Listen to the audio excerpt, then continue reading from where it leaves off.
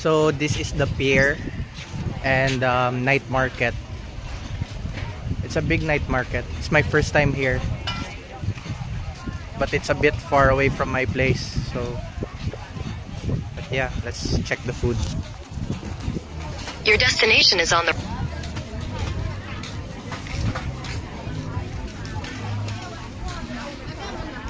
Yan food, it's cheese, palak paneer.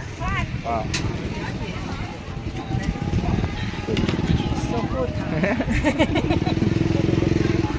Very nice.